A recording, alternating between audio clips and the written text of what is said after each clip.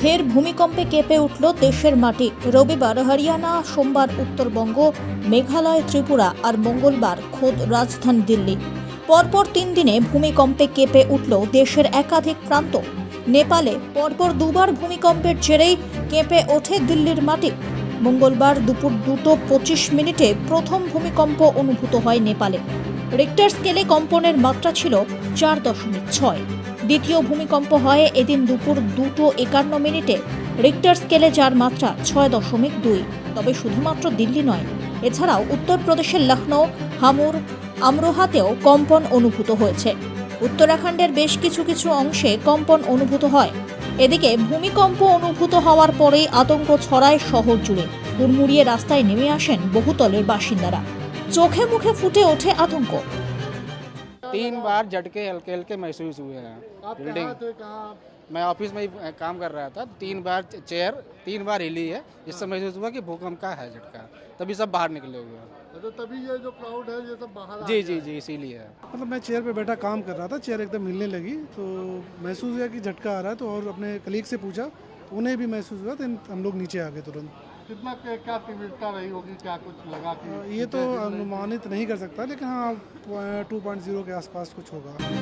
National centre for seismology জানিয়েছে, কম্পনের কেন্দ্র নেপালের ভাতখোলা থেকে 2 কিলোমিটার দূরে, মাটির 5 কিলোমিটার গভীরে। সূত্রের খবর, 40 সেকেন্ড ধরে স্থায়ী হয়েছে কম্পন। সেই কারণেই ভূমিকম্পের তীব্রতা এত বেশি, এমনটাই জানালেন ন্যাশনাল সেন্টার ফর সিসমোলজির অধিকর্তা ভূবিজ্ঞানী সঞ্জয় কুমার প্রজাপতি।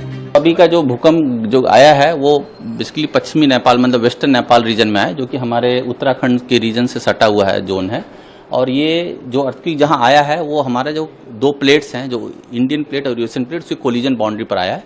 और अगर पास्ट में भी अर्थक्वेक देखें तो यहाँ पर नवंबर में भी अर्थक्वेक आ चुके हैं। अभी रिसेंट में जनवरी में भी आए हैं, दैट इज 6.3 मैग्नीट्यूड का अर्थक्वेक था, ठीक है, जो कि दिल्ली में भी फेल्ट हुआ।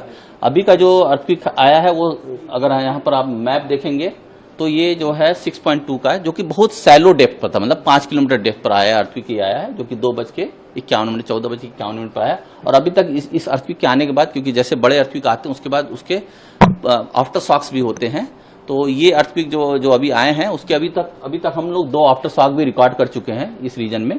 जैसे आप देख रहे हैं रेड वाला जोन देख रहे हैं, ये 2 आफ्टर शॉक उसी रीजन में 10 किलोमीटर के अराउंड में आ चुके हैं। और जैसा कि मैंने पहले ही बताया कि ये कोलिजन बाउंड्री यहाँ पर अगर पास्ट में भी देखें तो बड़े अर्थक्वेक आ चुके हैं, जैसे नवंबर में आए हैं 5.8 के, 6.2 के जनवरी में आए, और ये भी जो है ये 6.2 का फिर ये अर्थक्वेक है। ये सब जितने भी अर्थक्वेक हैं ये सब वेस्टर्न नेपाल में कंसंट्रेटेड है। और ये कोलिजन बाउंड्री जहाँ स्ट्रेस बिल्डअप होता है और एनर्जी जब स्ट्रेस बिल्डअप होता है तो अगर उसकी जो रॉक की कैपेसिटी होती है उसकी बियॉन्ड जाती है तो वो ब्रेक होता है, और ब्रेक होने पर अर्थक्वेक आते हैं। तो जैसे हिमालयन कोलिजन बाउंड्री अर्थक्वेक आते रहते हैं। अगर ये अर्थक्वेक देखा जाए तो कहाँ फेल्ट हुआ, अगर इसकी इंटेंसिटी की बात की जाए कि इसकी इंटेंसिटी कितनी थी, तो अगर यहाँ पर देखें तो इस अर्थक्वेक की इंटेंसिटी अगर देखा जाए तो 6 था, जो कि हम लोग ने इमीडिएटली अर्थक्वेक जैसे डिसमिनेट किया उसका 6। और दिल्ली में अगर आप देखें तो ये स्लाइटली फेल्ट था, मतलब 3 की मैग्नीट्यूड थी दिल्ली रीजन को जो कवर करता है। और उसी दौरान अगर देखा जाए तो पब्लिक से बहुत रिस्पांस आया। देखिए अब तक हमारे पास 1 घंटे बीत चुके हैं अर्थक्वेक के, 70 रिस्पांस आ चुके हैं।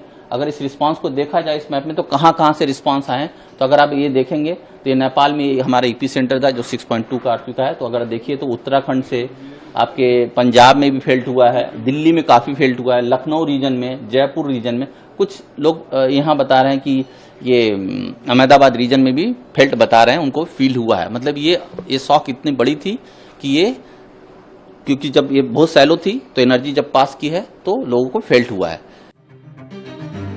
উল্লেখ্য, রবিবার রাত্রিবেলায় ভূমিকম্পে কেঁপে উঠেছিল দিল্লির প্রতিবেশী রাজ্য হরিয়ানার কিছু অংশ। রাত্রি 11:26 নাগাদ হয়েছিল ভূমিকম্প। তার কেন্দ্র ছিল রোহতক থেকে 7 কিলোমিটার পূর্বে দক্ষিণ পূর্বে। সোমবার উত্তরবঙ্গের বিভিন্ন জায়গায় অনুভূত হয় কম্পন। ধূপগুড়ি, কোচবিহার, আলিপুরদুয়ার, মালদা, বালুরঘাট এবং রায়গঞ্জ সহ উত্তরবঙ্গের বেশ কিছু জায়গায় ভূমিকম্প অনুভূত হয়। শিলিগুড়িতে রিক্টার স্কেলে কম্পনের তীব্রতা ধরা পড়ে 5.3। আর এরপর মঙ্গলবারও এই ঘটনায় উঠে আসছে বড় প্রশ্ন, তবে কি ভারতে বাড়ছে ভূমিকম্পের প্রবণতা? এমন আশঙ্কাই দেখা দিচ্ছে বিজ্ঞানীদের মনে। Bureau report one India Bangla.